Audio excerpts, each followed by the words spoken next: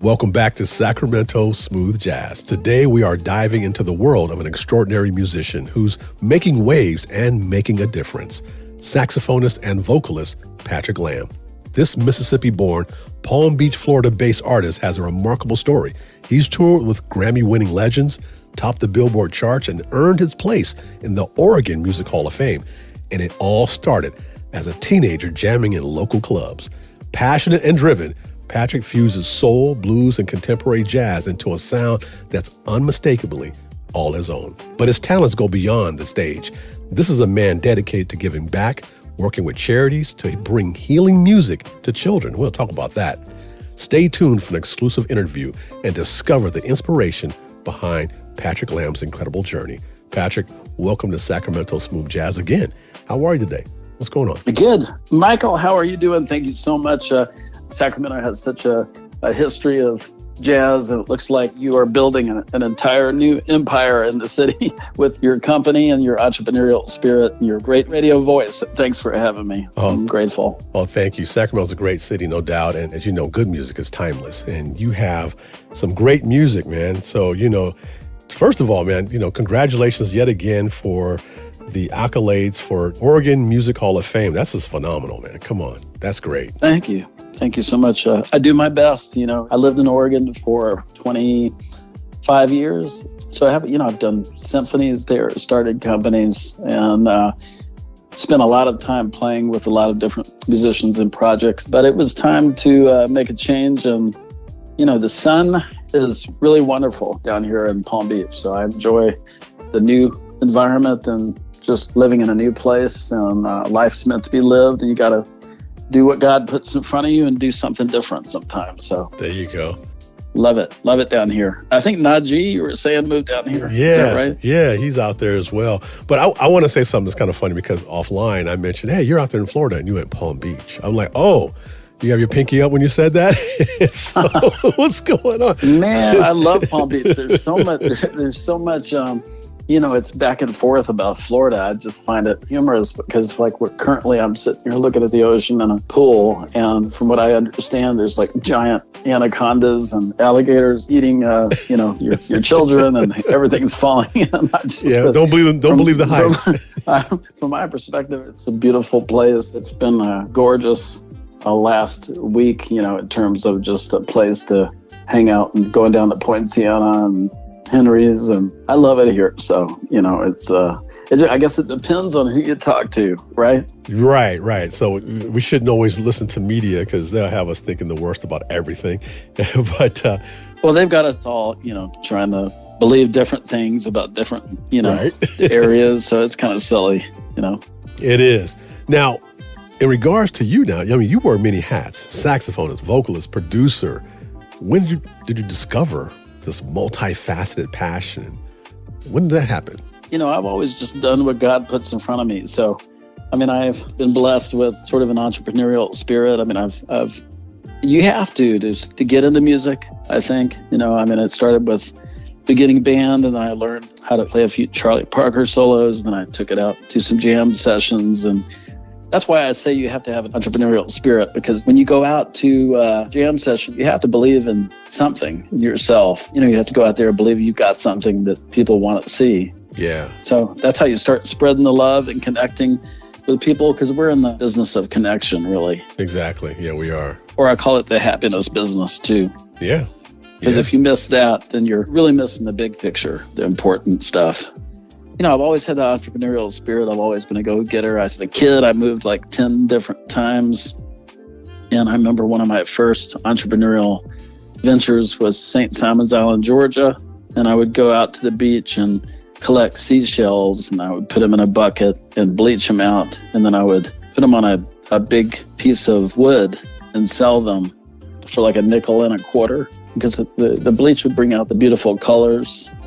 So I would put them on a big piece of plywood and some buckets, and tourists would buy them. And I'd make $10, $20 at the time when I was like, I think 10. So that was like a lot of money. Nice. Always had that entrepreneurial drive, man. So let me ask you something. Who were the early artists who, shaped your sound, who influenced you? And, I love the way, how you blend the pop and the jazz and the blues. You do that seamlessly. You listen to your music, you can hear all those elements all together. Was that as a result of being back in Mississippi? Talk to us about that. I think that's more of a result of just people that I've been blessed to tour with. Toured with Bobby Caldwell for 7-8 years. Before that, I was really more in the straight ahead. And so I was touring with Diane Shore. We were playing in arrangements by Claret Fisher and just all the greats and symphony halls. And, I think doing a little bit with Smokey Robinson and just the music that I've been focused on crosses a lot of different neighborhoods, I would say, from jazz to funk. But I think the Crusaders, when I put on Wilton Felder and Hard Times live in Japan, that really made me pick up the tenor. So, you hear different things and are moved by different things as you're going through life. So I think the Crusaders, Charlie Parker, I think starting to sing with Diane Shore after the B.B. King record Duets came out, she had me start singing some duets with her. That really impacted me and made me think I should work on my singing some. So I started doing that. It's just been a nonstop musical experience. And now touring with Gino Vanelli the last 13, 14 years. We're going to Europe and Denmark coming up here. I don't know how you take that out of your soul. It's just becomes part of you. These people that you spend time with. And it's very intimate experience, it changes you, just like somebody you spend time with or you're dating or you're working with, it changes your life, becomes part of your personality. I think that's part of the big picture of the different artists that you tour with and how they change your life. There's a question I like to ask throughout your history of touring and sharing the stage with groups and individuals that obviously you look up to. Has there ever been that pinch me moment? I can't believe I'm here. I can't believe this is happening right now. Oh, many times. Yeah. Many times. Can you share with us one or two of those instances where you had that moment? The first big concert with Diane Shore was at the Arlen Schnitzer Concert Hall after she won her second Grammy. And that was sold out. Everything she did was sold out. So actually, I was honestly kind of scared. First, right. Because I've been playing clubs and just going out and playing sessions, and I got all of her records from her manager at the time. His name was Peter Paul from New York, and they had Stan Getz on all of her records. That was my first clue. So I transcribed all of those. So that was a pinch me moment. The first night sold out Schnitzer Hall. The first times are always a little more exciting. They can be. With Gino, he had a rehearsal scheduled for Friday, and our first concert was on a Tuesday in Vegas. We got through the rehearsal, and he was like, okay, play the string line here, play alto here, play soprano there. We need to transpose this, and you need to play this in a different key. And by the way, you're not bringing any music, are you? I practiced for like 3 days straight to memorize all the music. There's been a lot of moments like that. It's not always easy. So yeah, I didn't know if it was possible for me to memorize all the music on my first Gino Vanelli gig. Right. That was a moment I didn't actually know if I was going to continue working with the band. Right. That first time. Because I didn't know if it was possible to memorize it all. Obviously, you've done well with it. Now, I know some of our listeners are saying, well, hey, you said something about the Oregon Music Hall of Fame. Let me ask you, how did you find out that you won? What was your reaction, and how did that come to be? Let's see, I think I was actually on tour. I couldn't actually make it because I was on tour. So I heard from the organizer in Oregon. They nominate you for these awards, and they put you in a hat, and then the voting members vote on it. I got an email from one of the coordinators. I'm trying to remember who that was. They had nominated me, and then I was like, okay, that's cool. I didn't think much of it. I mean, I thought it was very nice, but I didn't think I would win. And then ended up inducted into the Oregon Music Hall of Fame. So it was a great honor. It's a lot of great musicians come through there. Right. It's nice to be recognized. You've been working hard your whole life, and it's always a blessing to be recognized and feel like you've been contributing and doing something positive on the scene. So spent many years there. Now, speaking of doing something positive, you have a dedication to charities, particularly those that are focused on children. What is inspiring about that? What drew you to that type of work, and how has it affected your perspective as a musical artist? I just try to do good wherever I can. Yeah. My philosophy is do the best you can with what you've got when you have it. There's a lot of challenges and some negativity in the world. It could be overwhelming. So a lot of times people could just be like, well, it's too much. I can't deal with it. But the key, at least for me, in overcoming that mentality is just to pick the next best thing, whatever that is. Just get to work. Do what you can. If everybody does a little bit where they can, it takes a big chunk out of what needs to be done. So don't wait for the planets to line up. Get to work, do what you can in your circle, and then all of a sudden you'll find you get a lot of stuff done that way. So I just find the best next thing. I try to do good wherever I can.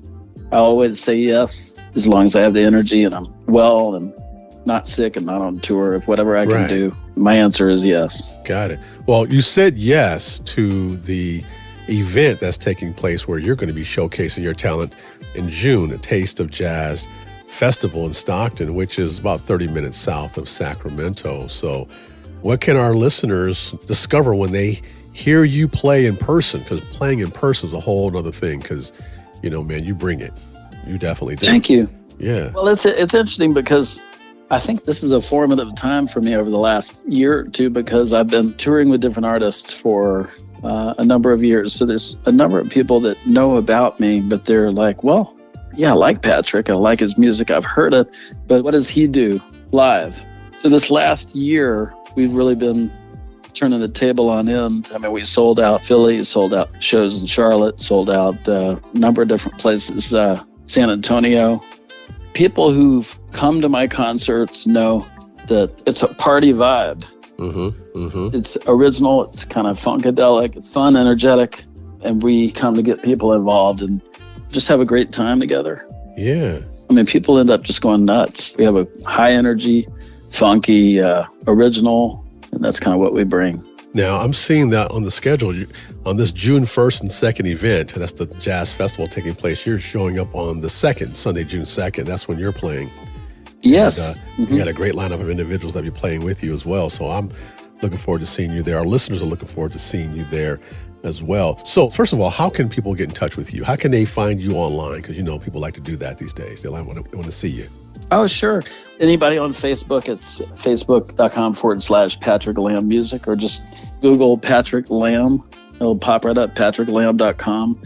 There's a tour schedule on there that goes through next year. And I'm going all over the world. I'm going to Denmark and Europe and Sacramento. I have my own New Year's Eve show at a convention center that always sells out. So just follow me on Bands in Town if you want to stay in touch with me and get notifications. That's a good way to do it. You can sign up on my email list. When you go to patricklamb.com, it's going to ask you to sign up on my email list. So that way you'll get my newsletter. So that's a great way to stay in touch.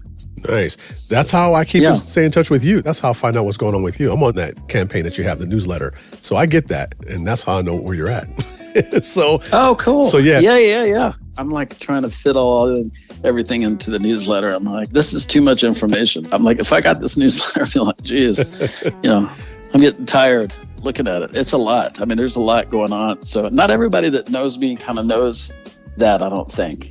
But maybe I'm mistaken, No, you stay busy. Yeah. Very productive. Now, before we leave, we want to have our listeners hear one of your tracks.